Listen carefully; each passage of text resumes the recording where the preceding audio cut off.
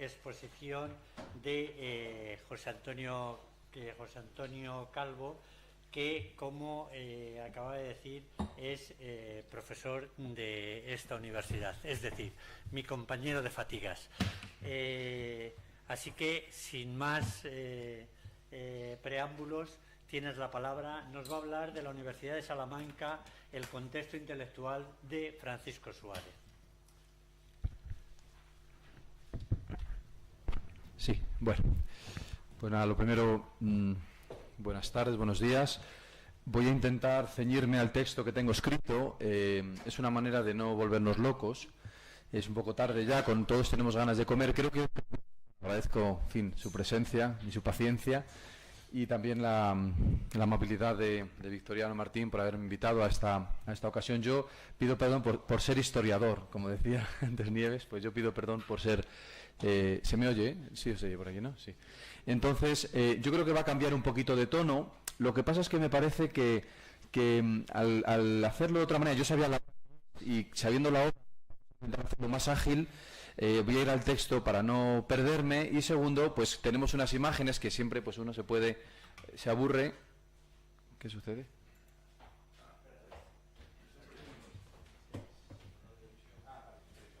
Que tengo 23 segundos para terminar, me dice. Pues nada, rápido, se me va el micrófono y se baja aquí. Bueno, entonces yo, ya sabiendo la hora que es y también que soy historiador, voy a intentar explicar de una manera más más imaginativa, vamos a decir el término, en vez de tan teórica, pero a la vez quiero aterrizar a una cosa, que es explicar por qué Francisco Suárez es quien es, o de alguna manera qué espacio ha tenido él de formación, de creación de mente, en cuanto a Salamanca. Salamanca es Escuela de Salamanca, pero también es...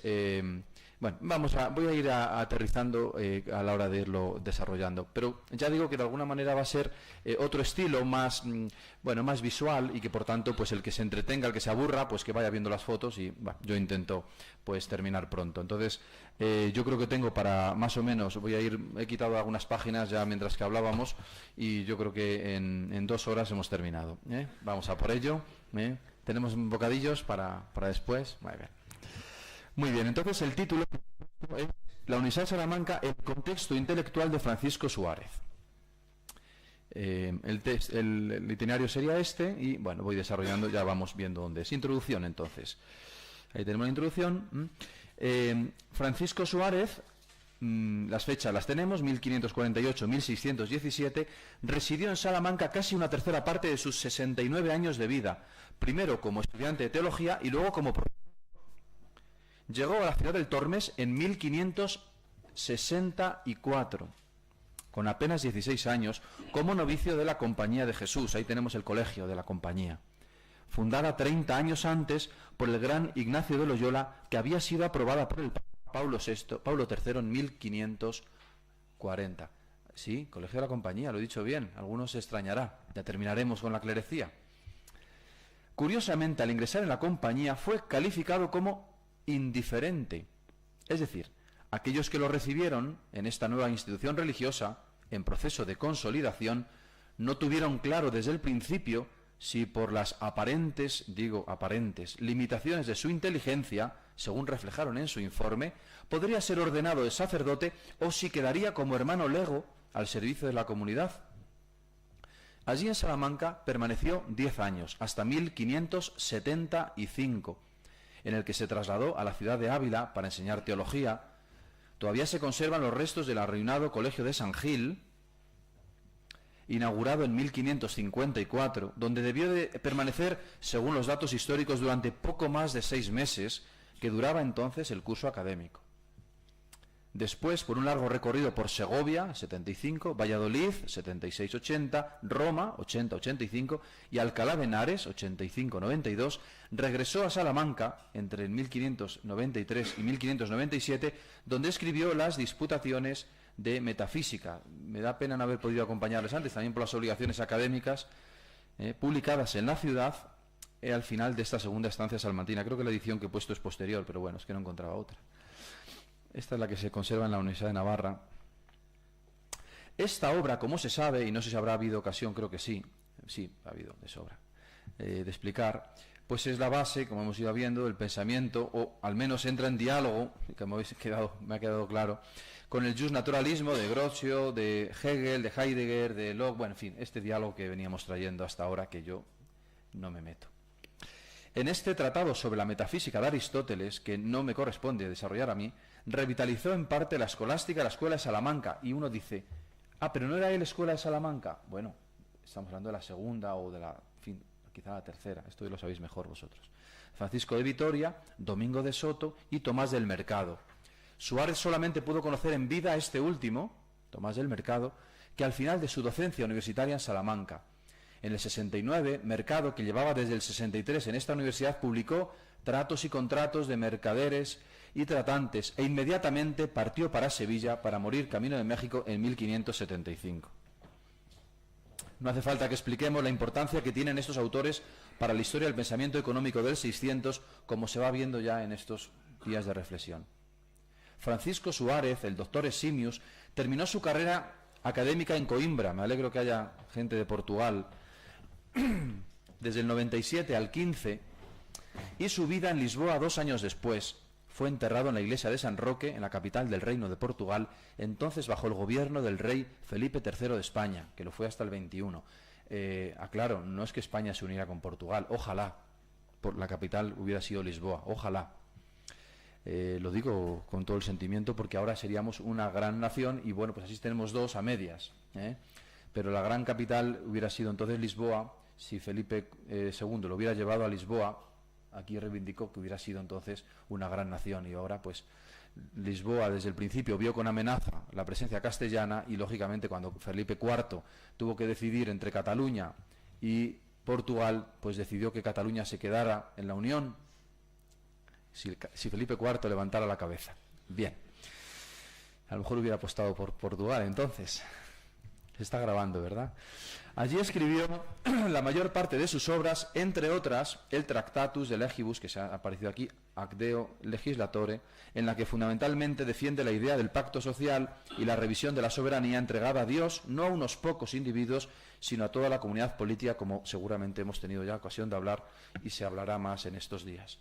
No sé si puedo leer y beber a la vez. Vamos a ver un poquito. Es que las clases al final terminan de la mañana. 2. La universidad que conoció Suárez, la herencia medieval. Después de describir en tres rasgos el autor que llegó a Salamanca en 1564, cabe preguntarse qué universidad encontró el joven Suárez en lo que podríamos denominar el estudio de la monarquía hispánica y el catolicismo romano en una etapa singularmente creativa de la ciudad del Tormes. En la Edad Media, la Universidad de Salamanca fue sobre todo un centro de interpretación jurídica que apenas tenía una relevancia en la península ibérica, frente al modelo de París y Oxford, de cariz teológico, en las que prevalecía sobre todo el conocimiento de las bellas artes, las artes liberales, etc. El estudio general salmantino, erigido en 1218, estamos ahora en el centenario, por el rey Alfonso IX de León, destacaba por las 11 cátedras de Derecho Canónico y Civil, Medicina, Lógica, Gramática y Música. Solamente en 1333, con la concesión de la Licentia Ubique Docendi, que se reconoció en toda la cristiandad la validez de los grados salmantinos, que en 1255 ya habían alcanzado un importante reconocimiento internacional. La organización institucional vigente hasta el siglo XIX quedó establecida entre 1381 por el Papa Benedicto XIII, de Papa Luna, y 1422 de la mano de Martín V, que surgió después del cisma de Occidente. Algunos dicen que en el escudo de la Universidad de Salamanca estaría este Martín V, probablemente. En ella se indicaba que el rector ejecutivo debía ser un estudiante, asesorado por un consejo de otros 8 universitarios que representaban a otros tantos territorios o naciones elegidos anualmente. Es decir, los alumnos eran los del consejo de la universidad. Pero es que el rector también era un alumno. O sea, que no perdáis la esperanza a los alumnos, A finales del siglo XV, esta estructura generó un sistema de contrapeso docente en el que los profesores empezaron a participar también en los claustros de diputados y plenos, que podría asimilarse a lo que hoy reconocemos como la Junta de Gobierno. En estos claustros había 10 catedráticos ordinarios. He traído la foto de la Universidad Pontificia porque hoy teología se ha perdido en la universidad pública, con plazas en propiedad y otros tantos elegidos entre los profesores auxiliares, los graduados y los estudiantes. Al frente de ellos estaba el primicenio como presidente del claustro de catedráticos. Junto a esta estructura de gobierno cobró cada vez más importancia la figura del maestrescuela de la catedral, elegido con validez vitalicia como representante del pontífice, que actuaba como juez del estudio salmantino tanto en lo civil como en lo criminal. El maestrescuela también tenía la potestad en la colación de grados. La financiación de la universidad, ahí tenemos un poco el archivo, que es donde se conserva toda la gestión de la universidad en esta época, que participaba de las tercias reales de los diezmos del obispado de Salamanca, permitió una cierta autonomía institucional. Esto también tuvo su contrapartida negativa, pues la variación económica de la diócesis repercutió negativamente sobre la fortaleza económica del estudio. Hasta 1439, los profesores auxiliares no recibieron emolumentos por su trabajo académico, o sea, no cobraban los profesores, sino que sobre todo se financiaban a través de beneficios eclesiásticos que completaban una ciertamente frágil situación económica personal. Con la mejora de la situación económica de la universidad, las cátedras también aumentaron. De las 8 plazas de catedráticos dotadas en 1395, se pasó en el siglo XV a 24, con predominio de las disciplinas canónicas, habida cuenta de la presencia casi absoluta de clérigos. La Facultad de Teología inició su andadura entre 1381 y 1386, confirmada en 1416, también por el Papa Martín V, aunque los teólogos podían estudiar en los respectivos conventos de franciscanos y dominicos, entre los que se convalidarían después los cursos superados. 3. Métodos pedagógicos, profesores y estudiantes al final del medievo. El método pedagógico, al igual que en las demás universidades europeas, sobre todo Bolonia, estaba formado por las lecciones, las repeticiones y sobre todo las disputaciones. Cada uno de los 3 modelos representaba una metodología diferente. El comentario crítico de algunos textos clásicos, como el derecho civil y romano, el corpus juris civilis, y bueno, el civil y el canónico, el derecho pontificio, juris canonici, los textos grecolatinos y griegos, sobre todo Aristóteles, las conferencias públicas de los catedráticos y profesores de renombre, los ejercicios dialécticos entre estudiantes. El latín, como lengua vehicular universitaria, facilitó el intercambio de obras, tanto a nivel nacional como sobre todo en el universo europeo. En el siglo XV, por primera vez, la universidad consiguió los primeros edificios. Estoy poniendo siempre fotos que conoció Suárez, espacios que conoció Suárez. Estoy precisamente recreando también un poquito lo que él pudo trabajar. Hasta entonces, los profesores dictaban sus lecciones por diversas salas de la catedral o de otras dependencias alquiladas, no había un sitio físico. Bueno, sí que había un físico, pero no era propio. Los alumnos, una vez adquirido un cierto conocimiento, se presentaban a las diferentes pruebas de grado, no de curso, para alcanzar el bachiller, la licenciatura o la maestría, doctorado sería, ¿no? Los grados mayores solo se podían alcanzar en el examen de licenciatura en la capilla de Santa Bárbara. Ahí tenéis todavía la silla donde se sentaban esa noche para ir pensando un poco. Está desgastado, el obispo está desgastado los pies. Se sentaban para que les inspirara. Lo que se mantuvo desde la Edad Media hasta el siglo XIX. No debe pasar desapercibido un hecho importante. Los canonistas salmantinos del siglo XV participaron en los concilios generales de Constanza y Basilea y allí defendieron algunas posiciones fundamentalmente conciliaristas. Pero esta perspectiva quedó muy matizada a principios del siglo XVI, sobre todo cuando el estudio sobrevivió después de un profundo periodo crítico, solo gracias al apoyo indiscutible del Papa de Roma.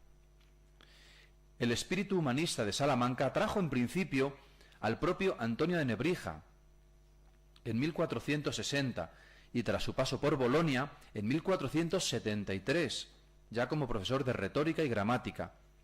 pero la persistencia de los métodos docentes clásicos y el estudio jurídico fundamentalmente canónico y romanista terminó con él entre las aulas de la nueva Universidad Cisneriana de Alcalá, iniciada en 1508. Veremos 1499, pero empezaron las aulas en el 8, las clases en el 8.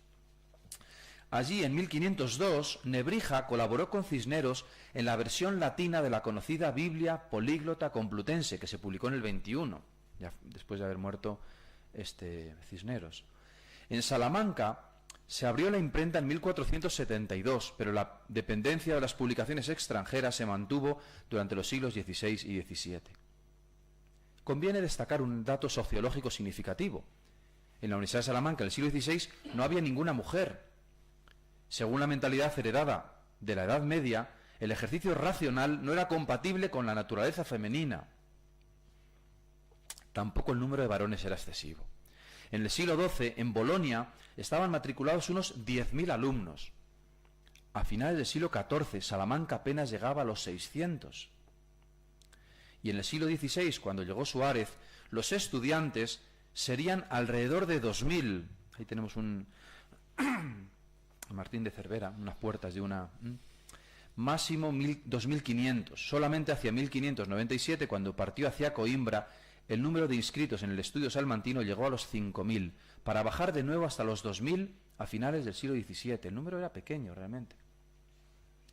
Los clérigos, sobre todo los canónigos y otros prebendados, eran mucho más numerosos que los laicos. Se agrupaban por naciones, fundamentalmente 4. Las diócesis gallegas y portuguesas, las leonesas, las de la provincia eclesiástica de Burgos y las de Toledo. Los aragoneses eran mínimos y los extranjeros prácticamente nulos. Un portugués no era extranjero, en Salamanca no era extranjero. Era de la nación portuguesa, que era miembro de pleno derecho, claro, de la nación del estudio salmantino. Cada una de las llamadas naciones ofrecía al rector 2 consejeros que le facilitaban el empleo de dirigir la universidad. 4. La primera universidad española. Algunos rasgos estudiantiles. Este legado fue heredado casi íntegro en la Universidad de la Modernidad que conoció y vivió como siglo de oro salmantino el joven jesuita que nos reúne.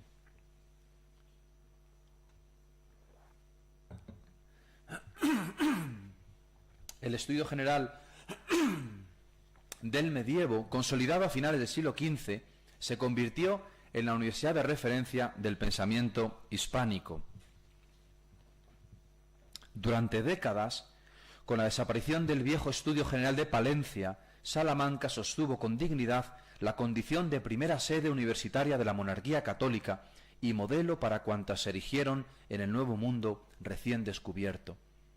Cuando murió Francisco Suárez en 1617, en la península ibérica existían alrededor de 32 instituciones de educación superior con grados universitarios reconocidos, entre ellas Salamanca, con una oferta académica rica y variada y con las cátedras mejor pagadas, era también la universidad más internacionalizada a la que llegaba un alumnado de más variado tanto en el campo de derecho civil y canónico como de la teología. Allí llegó el joven estudiante granadino en 1564, con 16 años cumplidos, para ingresar en el Colegio de la Compañía, que, a pesar de llevar fundada apenas 30 años, rivalizaba ya con las órdenes clásicas, aquí ponemos los dominicos, claro, de la ciudad, tanto franciscanos como sobre todo dominicos, así como tantas obras y otras que habían ido congregando alrededor del estudio, sobre todo benedictinos, bernardos, canónigos regulares, agustinos, jerónimos, carmelitas, trinitarios y mercedarios. La condición de novicio de la Compañía le eximió de tener que buscar alojamiento, como hacían tanto los afortunados residentes en colegios mayores, arzobispo y tenemos, de la ciudad, siempre con beca, como los demás estudiantes, laicos y sacerdotes seculares, muchos de los cuales recurrían a la conocida institución del pupilaje, que tanto juego ha dado a la literatura picaresca del siglo de oro español. Este hospedaje tutelado, austero, dedicado al estudio, estaba destinado a ciertos estudiantes con algo de capacidad económica, normalmente juristas, entre los 15 y los 23 años aproximadamente. Según esta misma literatura, estos alojamientos eran ocupados por estudiantes con armas. a veces en medio de una limpieza y aseo poco recomendable, con sábanas sucias y comidas de pan duro y verduras amargas. En muchos casos estos pupilos pasaban el día y la noche fuera de casa, a veces dicen jugando a naipes, entre juramentos que escandalizaban las conciencias de las piadosas mujeres que se dirigían a misa. Eran gente un poquito suelta. En otros casos, los estudiantes se aseguraban el alojamiento a través de las gobernaciones, por las que concertaban con algún casero el aposento y el servicio. En habitaciones de 3 o 4 colegiales se disponían ciertos lechos que también daban derecho a la limpieza de la ropa y el cuarto, el carbón para el invierno y la comida servida a su hora.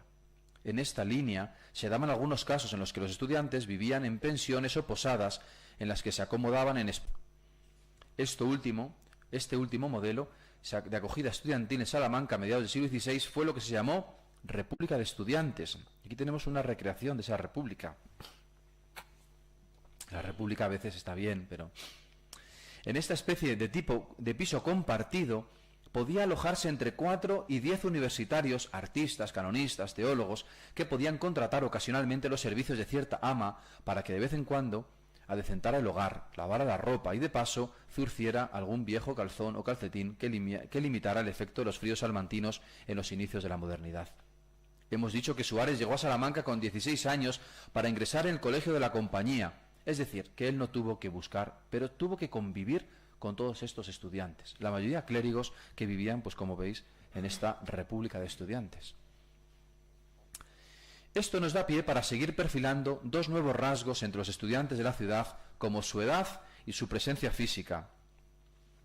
Ahí tenemos una recreación de las clases eran pequeñas, Habitualmente, pues a veces, los mismos padres enviaban a sus hermanos pequeños para que, además de sacar adelante la titulación universitaria, colaboraran con la familia en la crianza y educación de los hijos, casi siempre muy numerosos. Los gramáticos rondaban alrededor de los 14 años, empleados en el conocimiento del latín, que les permitía el acceso al estudio de las ciencias superiores de las facultades mayores, normalmente, como venimos diciendo, teología y derecho, tanto canónico como civil. En el imaginario colectivo, el ideal del estudiante universitario salmantino estaba marcado por la austeridad de vida. Esto es otra cosa. El recogimiento casi monacal y la vida de piedad eclesiástica. Nosotros tenemos la imagen de los estudiantes un poco, pues, de la tuna y de la fiesta. Normalmente, pues, no tenían para muchas fiestas.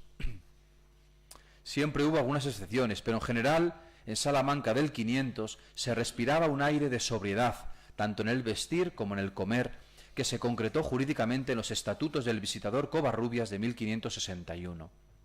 Según esta normativa, el vestido quedó reducido a lobas, manteos y bonetes, exceptuados los gramáticos y los criados, autorizados a vestir trajes seglares, capas y gorras. La imagen podía ser esta, pero además en todos. ¿Imagináis aquí? Todos así vestiditos todos de clérigos, claro, con su bonete y tal, aunque no lo fueran, aunque lo fueran solo de menores, que luego se casaban, o sea que la mayoría, por supuesto, no terminaban, eran simplemente clérigos in minorius. El doctor Ruiz de Pablos me corrija con los latines, si tiene a bien. A finales de siglo se generalizó la obligación de vestir sotana de clérigo hasta el tobillo, ceñida, siempre bajo el manteo. En el fondo era una manera de evitar la proliferación de trajes caros, con prohibición de uso de sedas, adornos preciosos, camisas labradas y sayos o calzas de color. En esta austeridad uniforme de legislación solamente se percibió cierta diferencia con los hábitos de las órdenes religiosas y en las becas de los colegiales. Por eso he puesto una concesión de becas, no tengo la de entonces, de San Bartolomé, Cuenca, Oviedo y Arzobispo. Es verdad que ahora se ponen las universidades. Esto es una cuestión de los colegios mayores. Cada colegio tiene su color y cada colegio pues se le entrega esa beca distintiva como colegial. Naturalmente no debemos pensar que todo esto se cumpliera con exactitud. Las quejas a principios del siglo XVII se centraban en la condena de ciertos estudiantes que llevaban sombreros, ¡qué escándalo!, trajes indecentes con bordados y colores, portaban armas prohibidas y se rodeaban de criados y lujo en lugar de asistir a las clases preceptivas. En 1422, el Papa Martín V había prohibido las armas entre los estudiantes de Salamanca, pero muchos ocultaban bajo sus camastros, espadines y dagas, con los que defenderse, y muchos, según las denuncias de la época, llevaban alcabuces y pistoletes que dejaban ver con motivo de alguna algarada nocturna en las que se veían involucrados con frecuencia. El fuero universitario les protegía, pero también les exigía una serie de condiciones que asumían desde el mismo día en que formalizaban la matrícula. Uno llegaba al fuero eclesiástico para los de derecho, o sea, se convertía en estudiante, le daban un papel en el momento que hacía la matrícula, ¿no? Y eso ya le hacía tener un derecho propio. Un derecho propio no del Estado, sino de la propia universidad. Muchos estudiantes, que como acabamos de decir hacia 1564 rondaban los 2500, después de la oración de la tarde, como Dios manda, colgaban sus negras vestiduras, trastos, clericales y las sustituían por atractivos ropajes de color, generalmente cortos, ataviados, con capa y espada y en algunas ocasiones complementados con guantes y cuellos de Holanda, paños y lechuguines, y sedas y lechuguillas y sedas para ceñirse, es decir, que se iban de fiesta. Bueno, voy adelantando. La edad de oro del estudio salmantino, los siglos XVI y XVII. La vertebración del Estado moderno exigió huestes ingentes de funcionarios. Aquí tenemos los funcionarios con Felipe II, que se encontraron en Salamanca. En otro orden, la defensa de la cristiandad católica frente a las posiciones reformadas centroeuropeas reclamó un pensamiento teológico firme, incluso beligerante, que se forjó entre las aulas teológicas salmantinas y los centros alcalaínos de interpretación bíblica. En esta senda de modernización salmantina, la época de los reyes católicos y el emperador Carlos V fue sobre todo de centralización monárquica, lo que en la práctica se concretó en el incremento del intervencionismo regio en la corporación universitaria. Hago un pequeño paréntesis. Todos tenemos en la mente quién es Suárez, porque hemos leído su obra, porque se nos ha ido hablando de ella. Pero yo estoy tratando de recrear qué pasaba en Salamanca y qué Salamanca encontró él. Porque esto nos ayuda también a interpretar qué pasó después con Suárez. Es que a veces, o sea, dice, bueno, esto nos está hablando de otra cosa como distinta. Sí, es que esta es la Salamanca que se encontró Suárez. El Consejo de Castilla marginó en parte el protagonismo bajomedieval de las estructuras pontificias. Los reyes católicos impulsaron una serie de reformas y modificaciones estatutarias y sobre todo la legislación de Martín V en 1422 se añadieron los estatutos del 1538 y 61 de Covarrubias, así como desde el 94, 1604, 1618, que llegaron a la recopilación general de 1625 fuera de nuestro arco cronológico. El rector, elegido anualmente, mantuvo su actividad en el gobierno ejecutivo del estudio. El consejo que lo asesoraba, elegido por San Martín en noviembre, también para un año, estaba formado por 8 estudiantes, ya lo hemos dicho, designados de 2 en 2 a propuesta de cada una de las naciones o regiones peninsulares. Junto a ellos estuvieron los diversos claustros y asambleas colegiales para el gobierno administrativo, económico y académico. Esto es lo mismo que en la Edad Media. También se consolidó la figura del maestrescuela. Este es el maestrescuela. Este es un señor así un poquito cara de malo.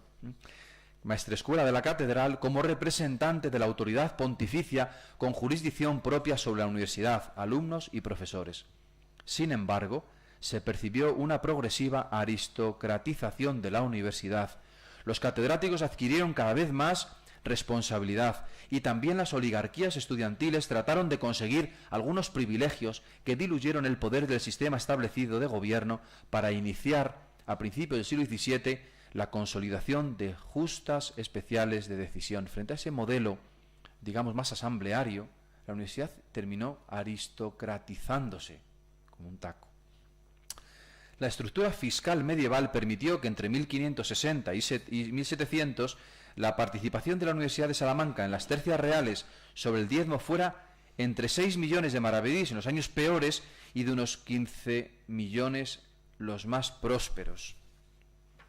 Las cátedras en estos 40 años incrementaron su dotación con predominio de nuevo de los estudios de Derecho y Teología, cuyos profesores recibían alrededor del 65% de todas las dotaciones de los docentes salmantinos. Es decir, pagaban a los de Teología y Derecho Canónico el 65% de todo lo de la universidad. Entonces se podía vivir bien de profesor de Teología. Ahora ya pues pagan lo que, en fin, los restos. Durante la... 65%, ¿eh? Durante la última etapa salmantina de Suárez, entre 1593 y 97, existieron en la universidad 23 cátedras en propiedad o vitalicias y alrededor de 30 plazas de profesores temporales, cursatorios o regentes. En su provisión era fundamental el voto de los estudiantes, según el modelo boloñés bajo medieval, pero hacia 1623 fue suprimido definitivamente, en ese sistema que se iba un poco incrementando, por la injerencia de las banderías estudiantiles y por la revuelta universitaria que provocaba. Desde entonces el Consejo de Castilla determinó quién debía ocupar cada cátedra. En la práctica, aunque no fueran los estudiantes en activo, es verdad que se mantuvo la injerencia de las oligarquías estudiantiles que con el tiempo fueron ocupando puestos de responsabilidad en la burocracia del Estado. Los universitarios, que se presentaban para el ascenso a los cuerpos de la burocracia estatal, entraron en coalición de intereses con los altos representantes de este mismo Estado. Entre otras perversiones del sistema, se empezó a percibir que cuando los altos burócratas proponían a diversos estudiantes a las cátedras y puestos de responsabilidad universitaria, esperaban conseguir como contrapartida la concesión de becas de estudio de los diferentes colegios mayores salmantinos para sus familiares y protegidos. Es decir, que al final decidían también las oligarquías, pero eran los estudiantes, porque de alguna manera las oligarquías decían quiero que nombres a este, y los estudiantes proponían, y bueno, pues en fin, había esa especie de injerencia. Terminaba siendo un poco, porque claro, terminaban nombrando a los que ellos querían. En fin, bueno. La capacidad de influencia suprimió el mérito y la mediocridad superó el interés por el estudio, por lo que los meritísimos estudiantes manteístas que no tenían capacidad de acceder a las becas de los colegios mayores terminaban desmoralizados bajo la bota de los intereses de unos pocos. Pero esto sucedió cuando Suárez ya había partido a la cátedra de Coimbra para no volver a Salamanca. Rápidamente, paso un poquito por alto, me he saltado un par de páginas. La Escuela de Salamanca, Francisco de Vitoria, yo creo que la tenemos todos en la cabeza. Voy a decir 4 rasgos. Según lo que venimos desarrollando, el perfil de la Universidad de Salamanca que conoció Suárez giraba sobre todo sobre el derecho canónico y el derecho civil para el ejercicio de los diversos grados de responsabilidad en la burocracia estatal. Sin embargo, esto no impidió que a principios del 16 Salamanca aceptase con agrado la propuesta humanista de Alcalá, fundada en 1499 por el cardenal Cisneros, que empezó su andadura en 1508. No hace falta explicar demasiado cómo a mediados del 16, en la confluencia del derecho, la teología, sobre todo de corte tomista, la lógica y las lenguas, surgió la llamada Escuela de Salamanca bajo el patrocinio de Francisco de Vitoria. La interpretación de la naturaleza del poder y la justicia, el derecho de la persona y el Estado, la comunidad internacional, el derecho de gentes, la solución de los conflictos internacionales y el concepto de guerra justa, la teoría sobre el préstamo, el interés, el precio justo, son algunas de sus aportaciones más relevantes, tanto para el horizonte de la civilización europea como para la gestión de los nuevos territorios más allá del Atlántico.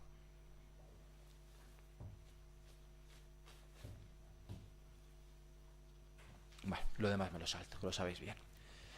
Voy a ir aterrizando en algunos rasgos que me parecen significativos en la figura de Suárez, que puede también explicar algunas de sus, digamos, explicaciones posteriores, porque hasta entonces en Salamanca casi no había escrito nada. O sea, el pensamiento de Suárez se hace sobre todo en Coimbra, y por eso es tan importante conocer por qué él no está en Salamanca. Yo lo he llamado la ruptura de 1570.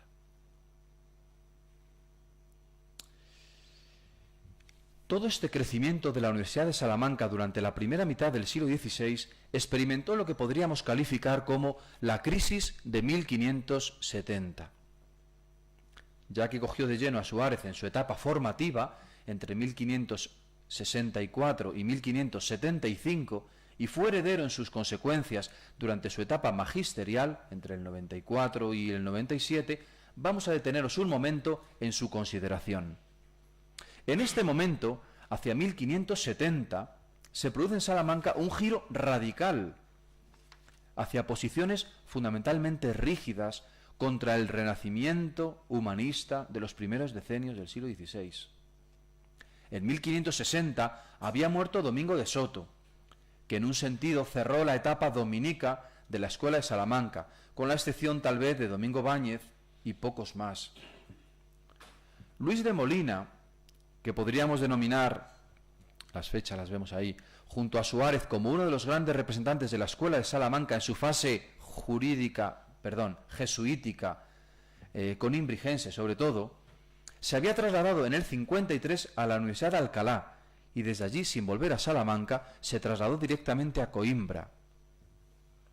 En esta Universidad del Reino de Portugal, aunque no llegó a coincidir con Suárez, que recaló en la ciudad del Mondego en 1597, creó junto a él esa segunda fase, podría ser tercera incluso, de la Escuela de Salamanca, que según venimos explicando ya no volvió a germinar con la misma intensidad en la ciudad castellana o leonesa.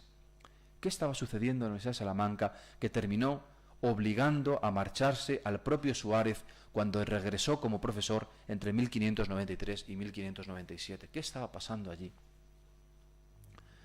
La Universidad de la Monarquía Católica, que había enseñado a los peninsulares a interpretar bien la hora de América, no supo comprender la renovación de las ciencias teológicas y bíblicas que tan buenos frutos estaban dando en la Universidad de Alcalá. Los filólogos hebraístas y helenistas, de marcado carácter renovador, se encontraron de repente ante las severas recomendaciones de la Inquisición contrarreformadora.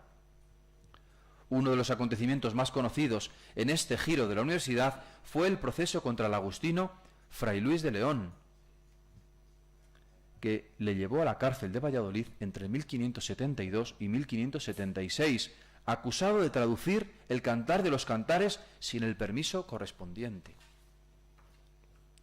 No era solo eso, claro. Pero Europa vivía una relación convulsiva por la Reforma protestante que llegó a afectar a todos los órdenes culturales, religiosos, políticos y sociales. Es verdad que en España antes se ha dicho que había muchos, no había tantos.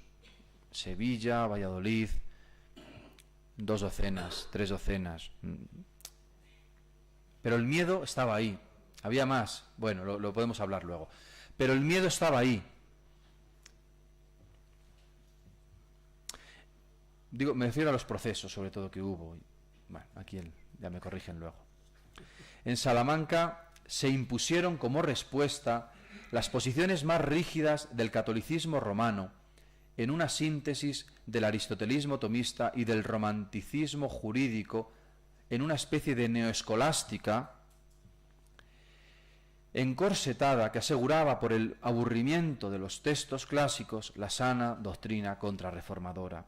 El mos italicus invadió todo el imaginario colectivo salmantino.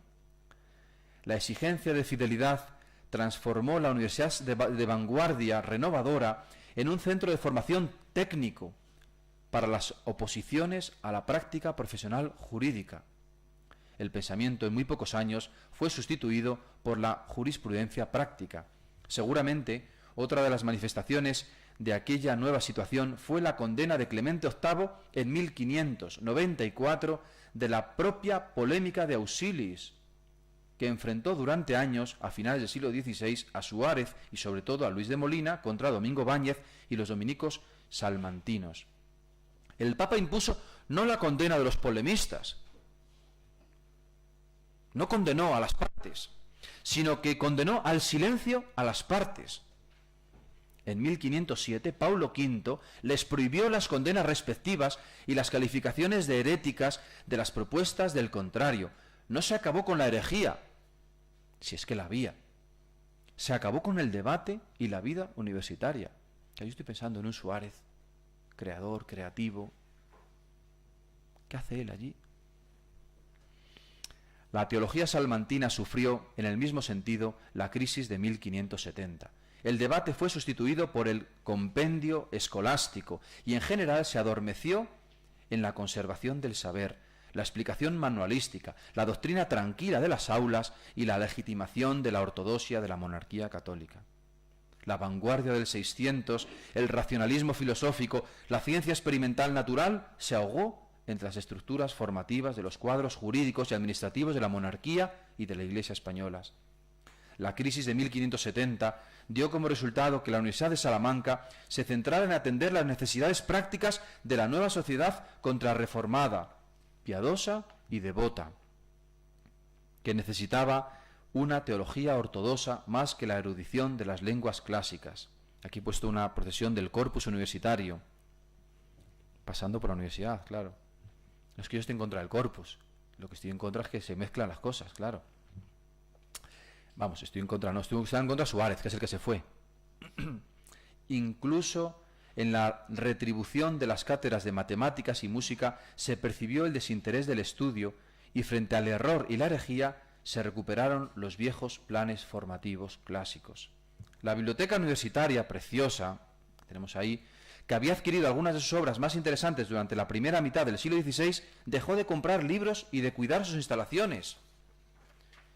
Un signo de este nuevo revés al conocimiento podría ser el derrumbe de la sala de lectura en 1664, que durante 30 años se derrumbó y nadie la levantó, allí quedó.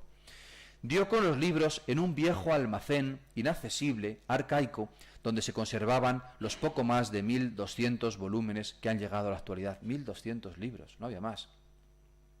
Los 12.000 libros que vemos aquí, de siglos anteriores, que hoy custodia esta biblioteca, proceden, curiosamente, de la extinguida biblioteca de los jesuitas, expulsados por Carlos III en 1767. La Salamanca de la modernidad, que apuntó alto en la consideración de las nuevas ciencias humanas, el derecho, la teología, los estudios bíblicos, volvió demasiado pronto a sus cuarteles de invierno. La religiosidad de Felipe III, el Piadoso, se derramó por toda la península de nuevo. Antes que ciudad universitaria, Salamanca fue capital, ciudad de la monarquía católica, cuya experiencia impregnó toda la vida del 600. El Corpus, la Semana Santa, las procesiones de azotados recorrían los patios de las escuelas mayores. Los estudiantes, en Cuaresma, dejaban las clases para ir a escuchar los sermones, verdaderos fuegos de artificio y despliegue de imaginería con escenas de la pasión, descripciones infernales de demonios y pecadores y toda suerte de representaciones del bien y del mal. El último signo de esta desbandada fue la retirada de los franciscanos del mundo de la enseñanza superior universitaria. En un momento dado, a principios del siglo XVII, estoy terminando, consideraron que la promoción de los cargos y la ambición iban en contra del espíritu de penitencia y contemplación que querían vivir. En Salamanca cambiaron las aulas por los púlpitos y allí recrearon todo un imaginario colectivo de espiritualidad y confesionario ajeno a cualquier análisis científico de la realidad. Los mismos hospederos daban parte en sus declaraciones sobre la piedad de los estudiantes que acogían, de los que llevaban por cuenta si iban a misa y confesaban como estaba mandado, y si cumplían, entre otros, con los deberes de castidad que tantos quebraderos de cabeza traía la juventud. Claro, yo estoy pensando, estoy terminando, me quedan 3 minutos. Estoy pensando en un Suárez que se ha formado en esa gran escuela de Francisco de Vitoria, de tantos que están, y que le ha abierto tantos, que ha vuelto a Alcalá, que ha encontrado esos escritores, ese pensamiento, que ahora vuelve a Salamanca y se encuentra con otra Salamanca. Conclusión.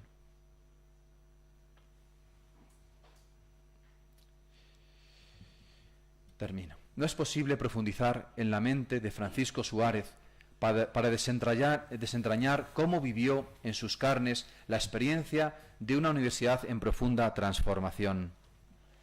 Probablemente, de aquella primera experiencia salmantina, iniciada en 1564, al calor de Francisco de Vitoria y de sus discípulos, pasó casi sin percibirlo a la universidad barroca de finales del 500. En 1575, a pesar de la condena de Fray Luis de León, Suárez debió de marchar de la ciudad camino de Ávila, Segovia, Valladolid y Roma, sin terminar de percibir esa crisis existencial de la que quedó marcado el estudio salmantino casi hasta la actualidad. Pero probablemente su paso por Alcalá de Henares entre 1585 y 92 hizo que al regresar a la ciudad del Tormes, en el 93, no fuera fácil soportar una nueva condición y después de 4 años de magisterio, escasos, recalara en esa segunda sede de la Escuela de Salamanca, la Universidad de Coimbra, de la que hacía muy pocos años había partido su gran impulsor Luis de Molina, y en la que Suárez, entre 1597 y 1615, escribió alguna de sus obras, o casi todas de sus obras más representativas. pero esta es otra historia que ya contarán otros. Termino con esta imagen que efectivamente traduce: este es el colegio de la clerecía, el colegio de la compañía, sí, pero precisamente empezó a construirse en el 1617, el mismo año que murió, lo hizo Felipe III el Piadoso, su esposa Margarita, y precisamente lo hizo como recuerdo un poquito, pues, pero claro, es un estilo distinto totalmente, y precisamente una Salamanca distinta, una Salamanca más barroca, una Salamanca más centrada en esa exaltación de la monarquía católica, de la fe católica, que no digo que haya que retirarla, sale un sacerdote, digo que probablemente se mezcló demasiado con el saber universitario, y Suárez probablemente no lo aceptó. Muchas gracias.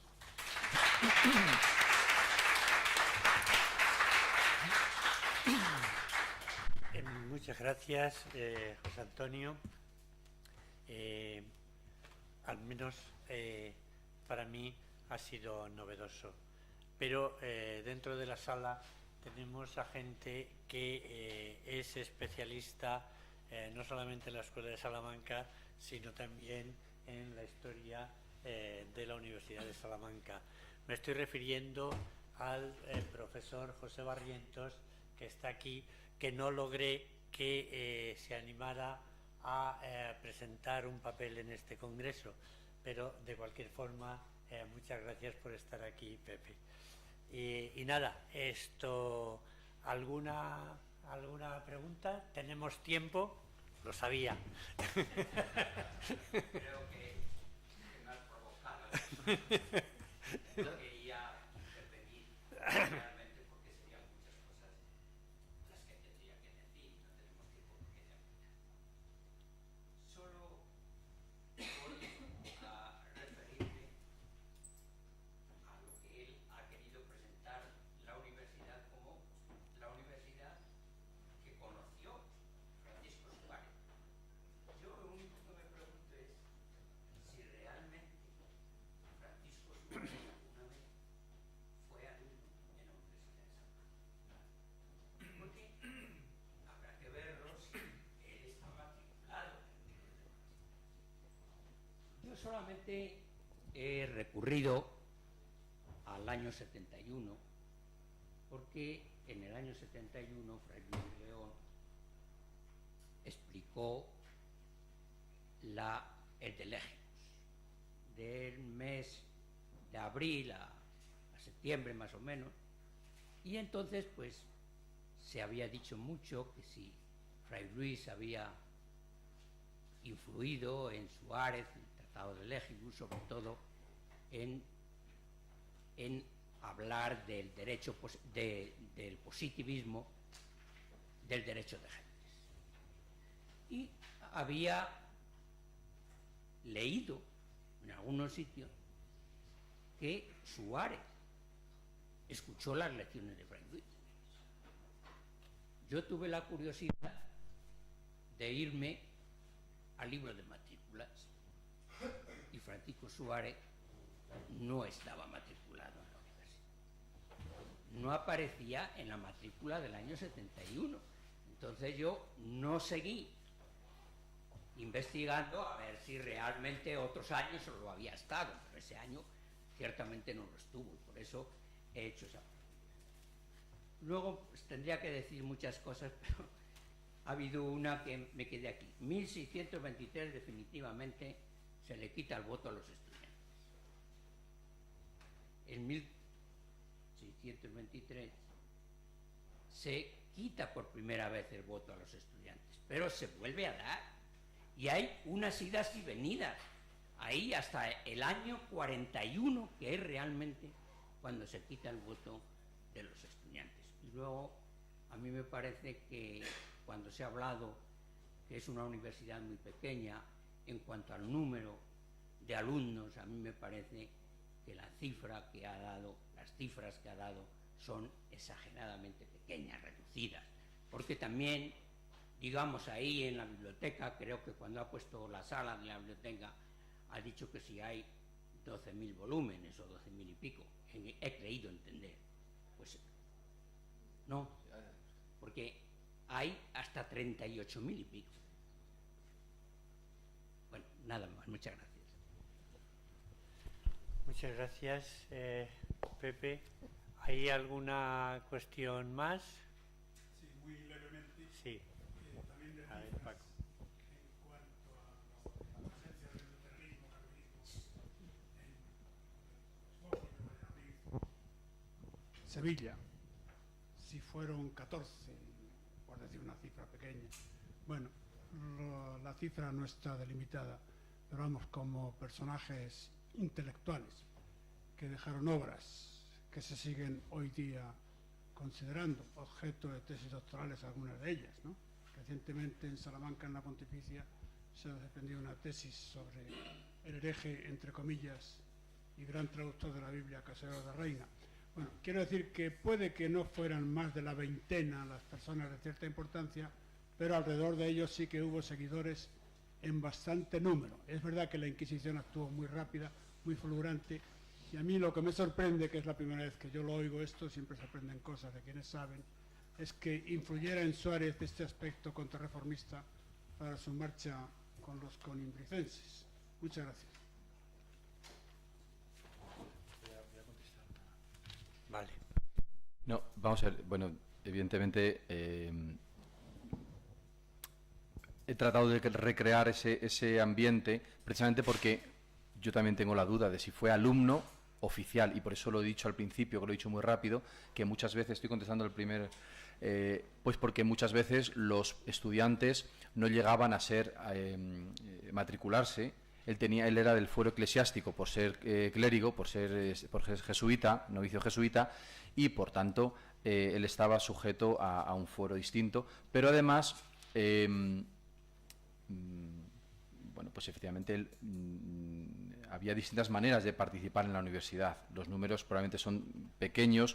Yo los he cogido de la historia de la universidad que acaba de publicar la propia Universidad de Salamanca en 7 u 8 volúmenes, y es donde he cogido yo los datos. Pero bueno, sobre los libros, los datos, me refería a los volúmenes, que también lo he cogido de esa misma historia, anteriores, es decir, no los que hay ahora, que son 30 y tantos mil, sino los volúmenes, digamos, de los siglos XV y XVI. Eso es lo que me refería. Sobre el tema del protestantismo, pues, o sea, ya, es decir, como esto no es un tema sobre el protestantismo, en el sentido de que, bueno, yo digo datos, pero efectivamente, claro, las condenas, me refería, que había una condena y que, bueno, que la propuesta no era mayoritaria, desde luego, en toda la península, como pudo ser en otros lugares. Y bueno, también lo de que él se fuera de Salamanca por esto, lo digo yo. O sea, esto es un congreso y uno lo dice y hay alguien que le rebate. Yo lo he dicho como una explicación de por qué él está 4 años y en cuanto puede se va a Coimbra. Que hay en Coimbra que no hay en Salamanca para que uno se vaya. O que hay en Salamanca que no hay en Coimbra para que a uno le echen. Perdón. Muy bien. ¿Alguna pregunta más? Pues casi nos hemos retrasado, yo creo que un cuarto de hora, pero estamos muy bien.